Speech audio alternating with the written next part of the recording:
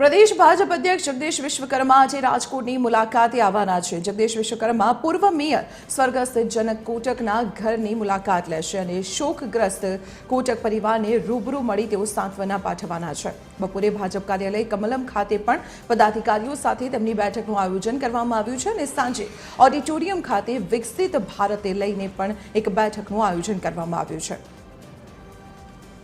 संवाददाता रवि मोटवानी अत्यारे अपनी साथे फोन लाइन पर जोड़ायेला छे। रवि, આજે भाजप प्रदेश अध्यक्ष जगदीश विश्वकर्मानी मुलाकात छे, त्यां कया प्रकारना आयोजन छे अने मुख्य कार्यक्रम शुं?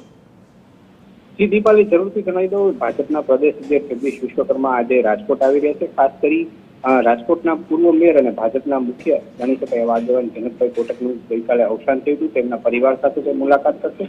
સાથે સાથે જે ચૂંટાયેલા પ્રતિનિધિઓ છે તેની સાથે એક બેઠક પણ કરવાના છે મહાનગરપાલિકા કાર્યાલય ખાતે। સાથે સાથે જે જુદા જુદા વિકાસના કાર્યો છે તેની પણ એક મુલાકાત કરવાના છે અને વિકસિત ભારતને કઈ રીતના વધુ વિકસિત બનાવી શકાય તેના માટે પ્રમુખ સ્વામી ઓડિટોરિયમ ખાતે પણ એક કાર્યક્રમ યોજવામાં આવશે। જુદા જુદા કાર્યક્રમોમાં આજે પ્રદેશ અધ્યક્ષ જગદીશ વિશ્વકર્મા ઉપસ્થિત રહેવાના છે તેવી માહિતી મળી રહી છે।